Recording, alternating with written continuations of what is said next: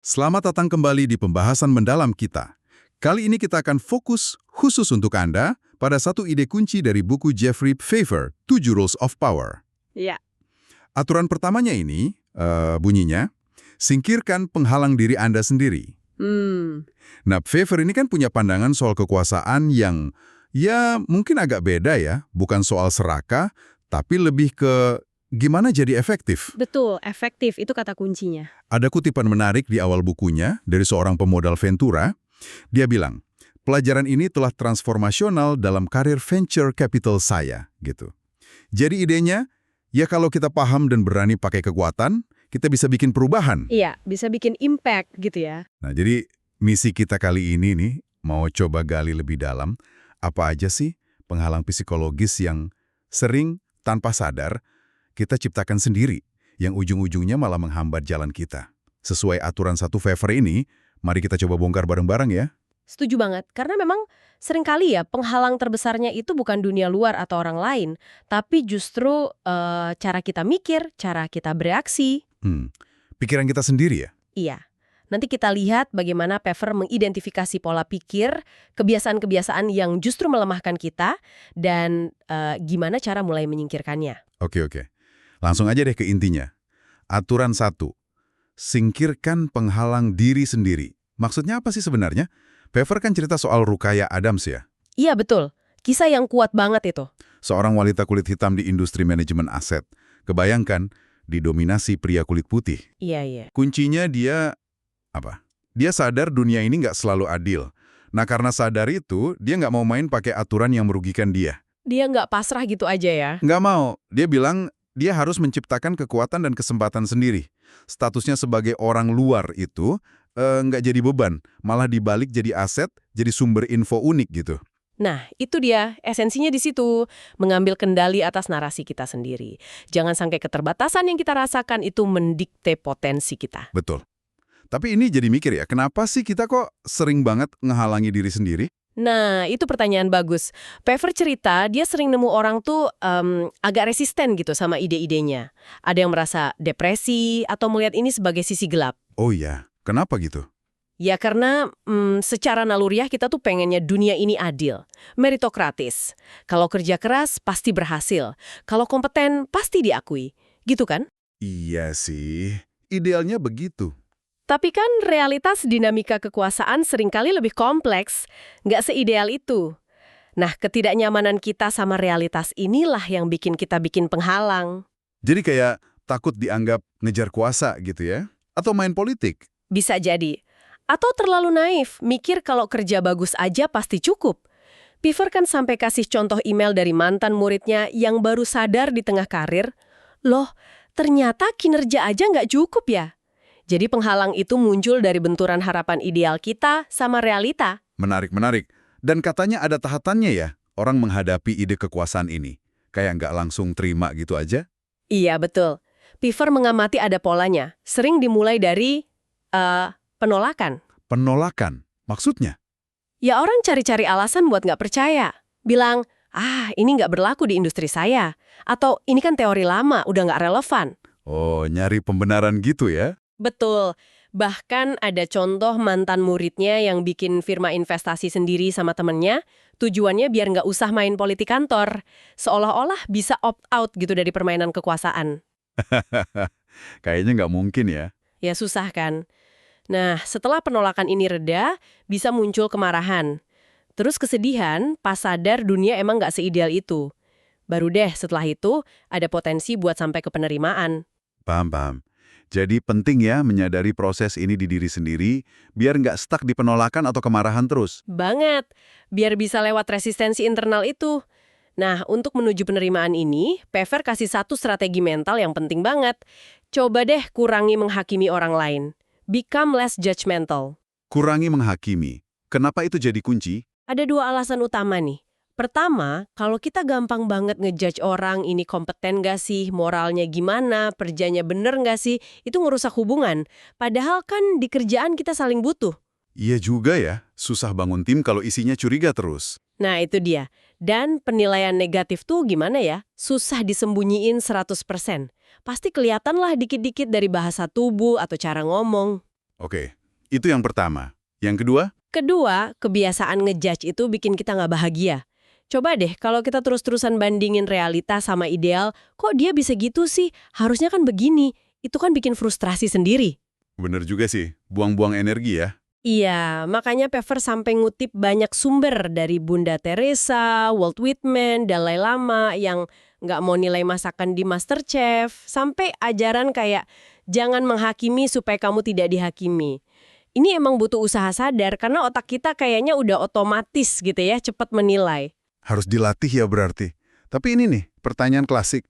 Aturan main kekuasaan ini sama nggak sih buat semua orang? Misalnya buat perempuan atau kelompok minoritas, kan sering ada ekspektasi beda tuh. Nah, ini pertanyaan penting banget. Sering muncul kan? Ekspektasi kayak harus lebih nurut, lebih komunal, nggak boleh terlalu nonjolin diri. Iya, apa itu nggak jadi penghalang tambahan buat mereka? Justru Pfeffer melihatnya gini, hati-hati, jangan sampai ekspektasi sosial itu kita jadikan alasan untuk nggak bertindak. Karena kalau gitu, ya itu jadi penghalang diri sendiri. Oke, terus gimana dong? Jawaban Pfeffer itu cerdas menurut saya. Pertama, dia bilang ubah cara bandinginnya. Bukan nanya apakah taktik A kurang efektif buat wanita dibanding pria, tapi tanyanya apakah melakukan taktik A ini lebih baik buat wanita itu daripada nggak ngapa-ngapain sama sekali. Menarik. Contohnya? Bahasa tubuh deh. Oke, mungkin ada resiko perempuan dinilai negatif kalau pakai bahasa tubuh kuat. Tapi, apakah itu lebih baik daripada pakai bahasa tubuh lemah yang bikin dia kelihatan nggak percaya diri? Riset Dana Carney juga nunjukin bukti kalau cara nonverbal ekspresi kuasa itu kurang efektif buat wanita. Nggak sekuat yang kita kira kok. Betul. Dan poin kedua, ini penting banget. Justru banyak mantan murid Pfeffer dari kalangan wanita dan minoritas bilang, aturan-aturan itu malah lebih penting buat mereka. Loh, kok bisa? Ya, karena mereka seringkali harus kerja ekstra buat dapat pengakuan yang sama. Kayak tadi James tadi, wanita kulit hitam divisi, dia ngerasa buku ini wajib dibaca semua orang di posisinya. Oke. Ada juga konsep reframing dari Inbal Demri. Lihat tantangan itu bukan sebagai tembok, tapi sebagai informasi. Contoh, oke, Anda perempuan, diharapkan lebih komunal pas networking. Ya udah, pakai itu secara strategis, bangun hubungan tunus, tapi ya ingat resiprositasnya juga. Jadi dimanfaatkan gitu ya? Iya, atau Anda ngerasa jadi sorotan karena satu-satunya. Ya manfaatkan visibilitas itu. Diharapkan lebih banyak bantu, boleh, tapi ya jangan lupa minta balik juga pas butuh. Saya jadi ingat kutipan Alison Davis Blake. Wanita harus 2 kali lebih baik buat dapat setengah kredit. Untungnya, banyak wanita 4 kali lebih baik. Keren sih itu. Ini nyambung banget sama kasus Christine yang diceritain Pfeffer. Oh iya, Christine. Wanita Asia dididik sopan, percaya meritokrasi ya? Betul. Dia hadapi rekan kerja pria yang jago banget main politik kantor. Awalnya Christine coba cara halus, ikut kelas interpersonal dynamics gitu. Terus, berhasil? Nggak efektif. Kenapa? Karena lawannya ini nggak tertarik bangun hubungan baik. Maunya cuma kuasa aja. Waduh, terus gimana? Nah, poin paling penting dari kasus Christine ini adalah gimana dia ngedeskripsiin dirinya sendiri ke Pfeffer. Dia fokusnya ke, saya satu-satunya wanita, paling muda, paling junior. Wah, itu kan kayak menempatkan diri di posisi lemah ya? Banget. Implisitnya kan jadi kurang pantas gitu. Terus Pfeffer kasih narasi alternatif. 3 kata sifat lain yang sama benernya, tapi jauh lebih memberdayakan. Apa aja tuh? Satu-satunya lulusan MBA top paling kuat analisisnya dan megang proyek paling gede dampak finansialnya. Langsung beda kan kedengarannya? Jauh beda, jadi lebih punya power. Nah, intinya apa? Kita tuh milih cara kita ngebingkai diri kita. Jadi, pilihlah narasi yang bikin kita kuat. Ini langkah fundamental banget buat ngingkirin penghalang diri, bahkan sebelum ngomongin taktik-taktik canggih lainnya. Dan Christine akhirnya berhasil ya? Akhirnya dia menang dalam persaingan di kantornya itu. Wah, keren. Ini ngingetin ke saudaranya si penghalang diri ya, sindrom penipu atau imposter syndrome. Banyak banget nih yang ngalamin. Oh iya, itu umum banget. Bahkan di kalangan orang-orang super pinter dan berprestasi. Pfeffer kasih contoh mahasiswi kedokteran top yang ngaku jantungnya deg-degan parah tiap mau presentasi di kelasnya. Merasa nggak pantas gitu. Terus gimana cara ngelawannya menurut Pfeffer? Ada 2 cara utama. Pertama, coba deh lihat kualifikasi orang-orang yang udah di posisi tinggi. Seringkali mereka tuh nggak lebih jago dari Anda loh. Kadang ada faktor keberuntungan, privilege. Ini bisa bantu kita ngerasa lebih normal. Oke, biar nggak ngerasa sendirian ya. Terus yang kedua, Yang kedua, ini mungkin paling penting. Paksa diri buat bertindak. Walaupun rasanya nggak nyaman, nggak siap, lakuin aja. Karena pengalaman itu guru terbaik. Lama-lama juga jadi biasa dan makin bisa. fake it till you make it gitu ya. Bisa dibilang gitu, tapi lebih ke act your way into a new way of thinking. Kayak Christina Troitino yang habis kerja di Amazon, dia mulai bilang dirinya shameless, tak tahu malu. Dalam arti positif ya. Maksudnya gimana tuh shameless? Dia sadar orang paling pinter teknis belum tentu paling berkuasa. Dan sebagai wanita Hispanik di teknologi, dia ngerasa harus main beda. Lebih proaktif, lebih berani minta, nggak malu-malu gitu. Kesadaran dan kemauan adaptasi ini kunci banget buat nembusi sindrom penipu. Selain sindrom penipu, ada lagi nih kutukan yang sering jadi alasan kita ngehalangin diri. Keaslian atau authenticity. Sering banget kan denger, aduh, nggak bisa deh networking gitu, bukan gue banget. Iya banget. Nggak otentik rasanya kalau harus muji-muji atasan. Atau masa sih harus promosi diri nggak enak ah? Pfeffer ini kritis banget sama pemujaan keaslian yang berlebihan ini. Kenapa dia kritis? Bukannya bagus ya jadi diri sendiri? Dia ngutip Adam Grant yang bilang, nggak ada yang mau lihat diri sejati Anda kok. Agak nyelekit ya. Grant cerita eksperimen A.J. Jacobs yang coba jujur brutal, hasilnya malah ngerusak hubungan. Katanya tipu daya bikin dunia berputar. Tentu dalam batas wajar ya. Menarik. Terus ada lagi? Ada Herminia Ibarra. Dia ngomongin paradoks keaslian. Kalau kita terlalu kaku sama saya yang sekarang, itu malah bikin kita nggak bisa belajar dan adaptasi pas butuh perilaku baru. Contohnya GM wanita yang jujur bilang gugup, malah kehilangan kredibilitas. Padahal timnya butuh pemimpin yang kelihatan pede. Kata Ibarra, belajar itu sering dimulai dari hal yang terasa nggak alami atau pura-pura di awal. Tapi kan ada risiko. Kalau kita pura-pura atau nggak asli, nanti orang tahu terus kita nggak dipercaya lagi. Nah, itu argumen yang umum. Tapi Pfeffer bilang risiko itu sering dibesar-besarin. Kenapa? Pertama, ada yang namanya kognisi termotivasi. Otak kita tuh cenderung percaya sama apa yang pengen kita percaya. Orang sering pengen percaya kalau orang lain tulus. Oh, gitu ya. Kedua, riset nunjukin kemampuan manusia deteksi bohong itu jelek banget. Akurasinya di bawah 55%. Jadi saran Pfeffer itu bukan jadi penipu ya, tapi geser fokusnya. Jangan terlalu mikir, siapa sih gue? Tapi lebih ke, audiens gue siapa? Mereka butuh apa dari gue sekarang? Kayak Lyndon Johnson yang mempelajari senator lain itu ya. Persis. Cari tahu tombolnya apa, jadilah versi diri Anda yang paling efektif buat situasi itu, buat dapetin dukungan mereka. Jangan sampai keaslian jadi tembok buat kita berkembang. Efektivitas itu butuh adaptasi. Oke. Nyambung nih ke dilema berikutnya. Perlu nggak sih kita selalu disukai? Khawatir banget pengen disukai ini bisa jadi penghalang juga kan? Banget.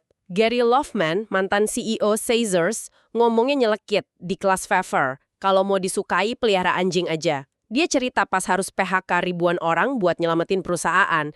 Dia tahu nggak bakal disukai, tapi itu langkah yang efektif. Dalam juga ya. Ada risetnya nggak soal ini? Ada. Timothy Judge DKK nemuin kalau sifat agreeableness, gampang setuju, pengen nyenengin orang, hindari konflik, itu korelasinya negatif sama sukses karir dan pendapatan. Terutama buat pria. Jadi orang yang terlalu baik malah kurang maju ya? Cenderung begitu menurut studi itu. Tapi menaliknya, riset lain dari Cameron Anderson nemuin kalau orang disagreeable, yang egois, suka debat, manipulatif, itu juga nggak otomatis lebih sukses raih kuasa loh. Loh kok gitu? Efeknya kayak saling cancel. Mereka mungkin lebih dominan, itu bagus buat kuasa. Tapi mereka juga kurang kooperatif dan nggak disukai. Itu jelek buat kuasa. Jadi ya impas. Jadi intinya apa dong dari riset-riset ini? Intinya, kita tuh kebanyakan mungkin terlalu khawatir soal disukai atau enggak. Fokus ke efektivitas, ketujuan, itu sering lebih penting.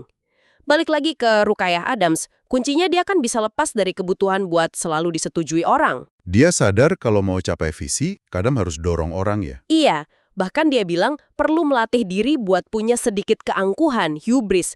Bukan sombong ya, tapi yakin sama visi dan diri sendiri, walau ada resistensi. Menarik banget ya, gimana latar belakang kita, kayak kelas sosial gitu, juga bisa jadi penghalang internal.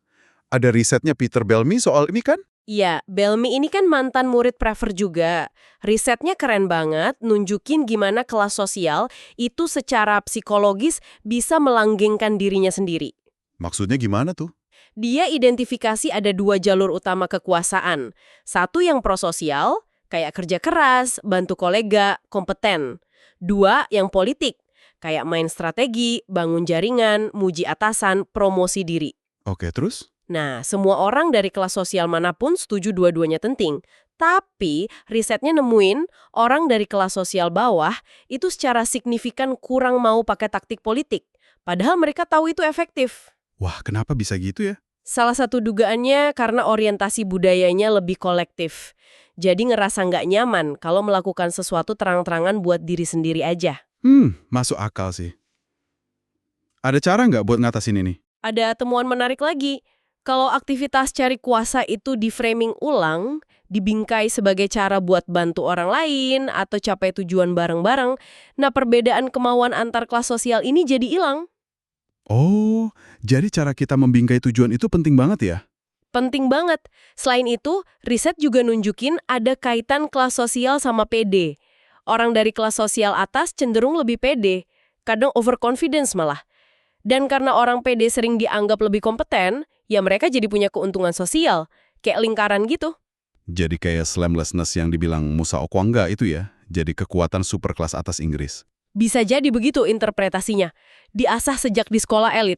Oke, kita udah bahas gender, minoritas, kelas sosial. Ada contoh kelompok lain lagi nggak? Ada. Sylvia Ann Hewlett misalnya, dia neliti profesional keturunan Asia di Amerika Utara. Dia nemu mereka sering terhambat stereotip model minority. Oh, yang dianggap bakal sukses cuma modal kerja keras dan pinter aja ya? Iya, jadi nggak perlu ribut-ribut. Akibatnya banyak yang susah ngembangin executive presence, kayak berani ngomong beda, advokasi diri, nunjukin kepemimpinan. Buat wanita secara umum juga, riset nunjukin cenderung punya social dominance orientation lebih rendah, kurang nyaman sama hierarki kuasa gitu. Oke, jadi dari semua contoh ini, gender, minoritas, kelas sosial, budaya apa sih benang merahnya kalau kita kaitkan sama aturan satu, singkirkan penghalang diri sendiri? Pesan kuncinya menurut saya konsisten ya, dari Pfeffer, Belmi, Hewlett. Intinya oke, bias sistemik, stereotip, ekspektasi sosial itu ada dan sering nggak adil. Kita akui itu. Tapi satu-satunya perilaku yang 100% bisa kita kontrol, ya perilaku kita sendiri. Jadi fokus ke apa yang bisa kita kontrol ya? Betul. Jadi langkah pertama yang paling empowering itu ya pahami dulu aturan main di lingkungan kita sekarang, terus kuasai skill dan strategi yang perlu buat sukses di situ. Sambil kita juga usaha buat ubah sistemnya jadi lebih baik tentunya aja. Jangan biarkan identitas kita membatasi pilihan kita gitu ya? Tepat. Jangan biarkan asumsi atau stereotip dari gender, ras, kelas, dan lain-lain itu mendikte cara kita lihat diri sendiri atau tindakan apa yang berani kita ambil. Kayak kata Laura Esserman tadi ya, saya nggak memilih direlegasikan ke status lebih rendah, saya nggak masalah nantang orang, saya nggak merasa harus tetap di jalur saya. Sikap proaktif gitu ya? Persis. Jadi aturan pertama Pfeffer ini, singkirkan penghalang diri sendiri, intinya adalah panggilan buat kita introspeksi. Jujur, lihat ke dalam, gimana penilaian kita ke orang lain, gimana keinginan kita buat asli atau disukai, gimana imposter syndrome mungkin ngegrogoti kita, gimana keyakinan kaku kita soal dunia seharusnya gimana, dan asumsi-asumsi dari latar belakang kita. Semua itu bisa jadi tembok yang kita bangun sendiri. Oke. Setelah kita bongkar semua tadi, mari kita tarik kesimpulan praktisnya deh. Apa artinya semua ini buat Anda, pendengar kami? Artinya, menurut saya cukup fundamental ya. Kemampuan buat jadi efektif, buat bisa mewujudkan sesuatu, bikin perubahan, capai tujuan, itu seringkali butuh lebih dari sekedar jago teknis. Tapi butuh apa lagi? Butuh kesadaran diri buat ngenalin semua penghalang internal yang tadi kita bahas. Dan gak cuman kenal, tapi juga berani buat milih perilaku yang beda. Perilaku yang mungkin lebih efektif di situasi itu walaupun awalnya rasanya nggak nyaman, aneh, atau bukan gue banget. Jadi bukan soal jadi orang lain ya? Bukan, tapi soal memperluas repertoar perilaku kita, nambah alat di kotak perkakas kita biar bisa adaptasi dan berhasil. Kekuatan, dalam konteks Pfeffer ini, itu alat buat efektif, bukan tujuan egois. Ingat kan kutipan pemodal Ventura di awal? Semuanya kembali ke effectiveness. Sip. Nah, sebagai penutup nih, kami mau kasih satu pemikiran buat Anda renungkan minggu ini. Coba deh, pikirin satu keyakinan kuat yang Anda pegang soal gimana seharusnya Anda bersikap. Bisa di kerjaan, pas ngejar mimpi, atau di pergaulan. Oke. Terus, coba tanyakan ke diri sendiri. Jangan-jangan keyakinan itu, sebagus apapun kedengarannya, malah tanpa sadar ngebatasin pilihan Anda. Malah jadi penghalang buat Anda sendiri. Kalau iya, coba pikirin, apa satu langkah kecil aja yang mungkin sedikit keluar dari zona nyaman, sedikit terasa nggak otentik, yang bisa Anda coba lakuin minggu ini? Bukan buat berubah drastis ya. Bukan, cuma sebagai eksperimen kecil aja. Lihat dampaknya gimana ke kemampuan Anda buat maju atau buat dapetin apa yang Anda butuhin. Coba renungkan itu. Sampai jumpa di pembahasan mendalam kita berikutnya.